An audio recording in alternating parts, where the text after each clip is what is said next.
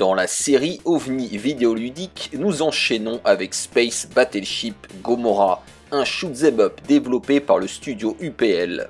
D'abord conçu pour les salles d'arcade, il sera converti 1 an et 9 mois plus tard sur Mega Drive japonaise uniquement. Le titre occidental Bioship Paladin apparaît toutefois dans la ROM, suggérant qu'une localisation était bien prévue. Dans Console Plus, seul magazine français à l'avoir testé à ma connaissance, on ne s'était pas montré très inclusif.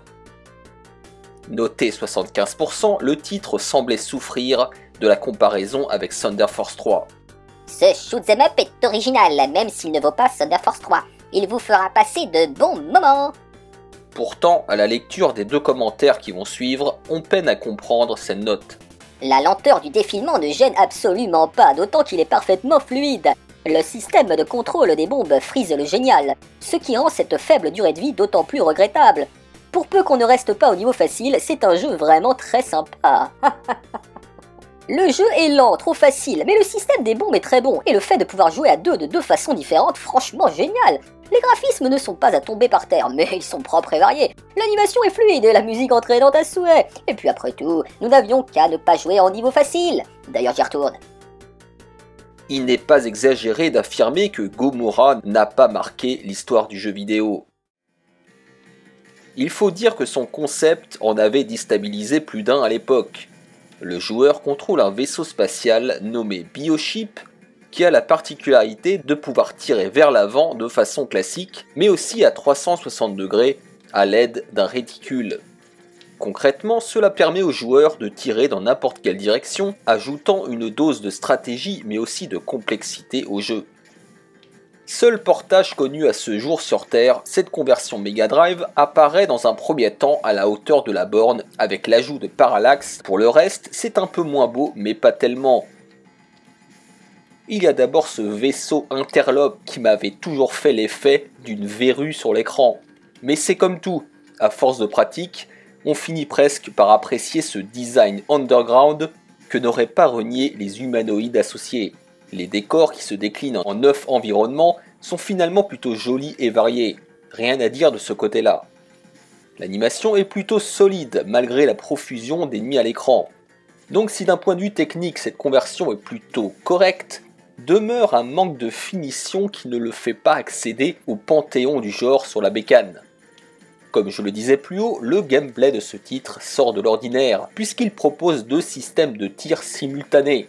Un tir vers l'avant, que l'on peut charger, et un tir multidirectionnel, que l'on dirige à l'aide d'une cible à l'écran, mais sans pouvoir bouger votre vaisseau. Vous allez me dire, mais comment ça peut être jouable cette merde ? Eh bien, figurez-vous qu'après 1 heure de jeu, on finit par s'y faire. Et la possibilité de cibler précisément certaines parties des vaisseaux ennemis devient même très utile. Cette fonction duale sera évidemment primordiale, tout en renforçant l'aspect tactique des parties. Certains ennemis devant être abordés avec l'un ou l'autre des modes de tir, et parfois les 2 à la fois.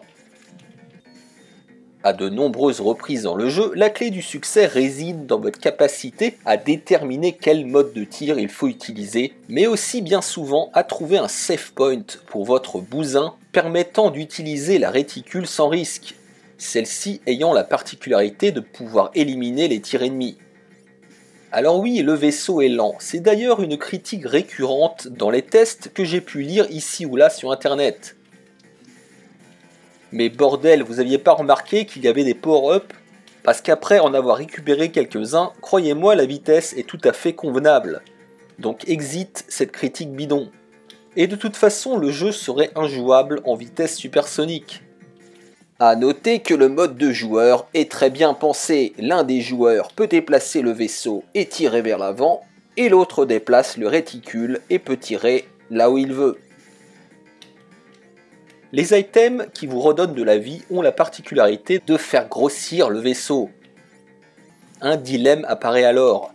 Vaut-il mieux grossir pour être plus résistant, au risque de devenir une cible plus facile, ou plus petit et moins résistant, mais plus manœuvrable ? Est-ce que la taille ça compte ? Des solutions existent, j'attends vos témoignages. Mais alors, qu'est-ce qui ne va pas avec ce Space Battleship Gomorrah? En fait, sur le papier, pas grand-chose. Son concept, qui paraît être sorti de la tête d'un savant fou, est même assez génial. Malheureusement, le titre de UPL cumule plusieurs handicaps. Des graphismes en marge des canons de beauté du genre, un vaisseau aussi peu charismatique qu'un parpaing et un gameplay abscon.